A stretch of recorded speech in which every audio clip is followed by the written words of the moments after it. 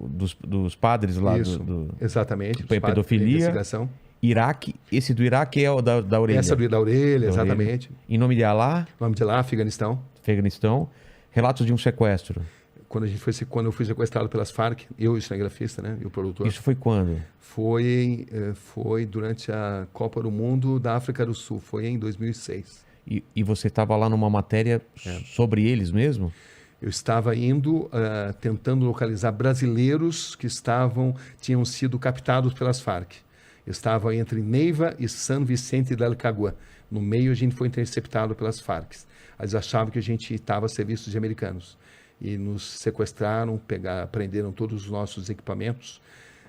E ficamos 2 dias com eles, onde tive acesso a tudo, a maneira deles de pensar, a mentalidade, enfim, só que a gente não pôde... Não podia registrar. A gente registrou quando eles se aproximam e prendem nosso equipamento. Isso está filmado, está registrado. Tá. Mas depois foi através de um relato meu, do cinegrafista e do produtor.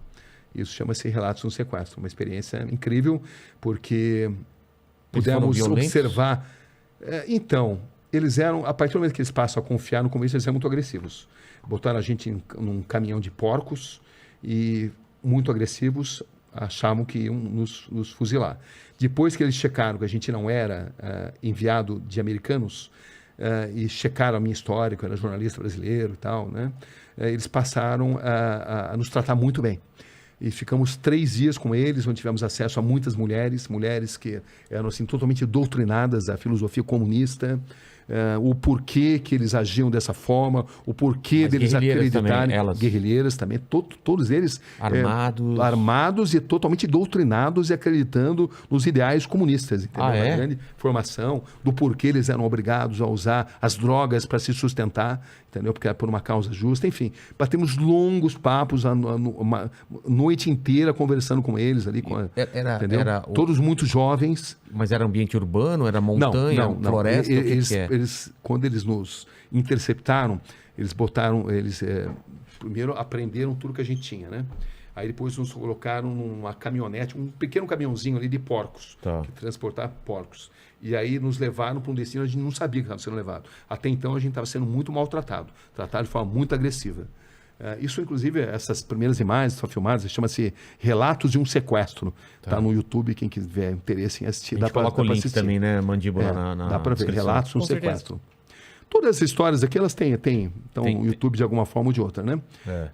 O que é uma coisa muito bacana para quem se interessar em se aprofundar nesses assuntos.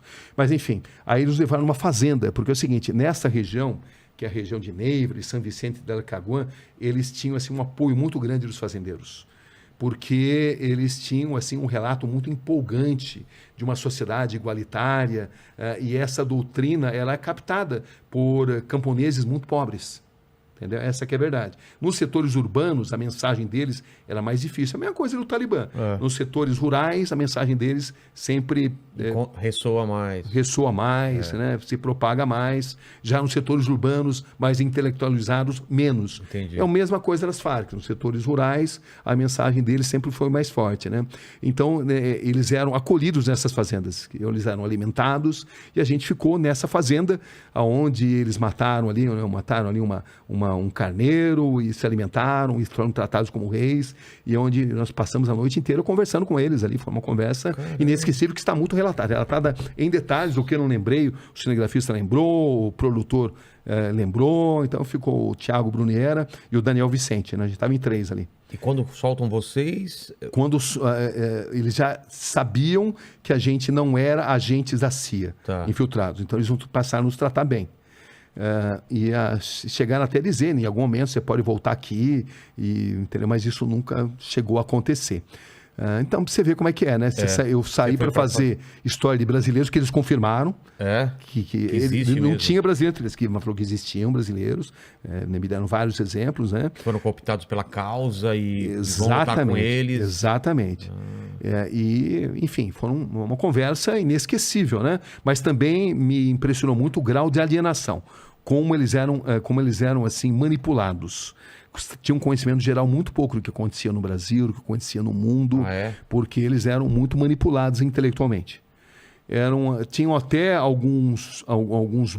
boas boas intenções, eu notava isso, algumas boas intenções, mas eram doutrinados em, Quase um em culto. acreditar na existência de um mundo de fantasias. Entendi. Né? Parecido com um culto, quase. Né? Exatamente. Muito, muito parecido com isso. Caramba. Isso impressionava, mas impressionava muito um entusiasmo. Entendi. Como eles acreditavam na causa. A paixão, né? A paixão, uma coisa muito apaixonante dos homens, das mulheres, e de como eles estavam dispostos a tudo, a morrer por aquilo. Eles estavam dispostos a morrer. Como eu tive a chance de entrevistar guerrilheiros do Hamas, estavam dispostos a vestir uma bomba, e aquilo não era um problema, porque eles acreditavam que iriam ter as 7 virgens no pós-vida.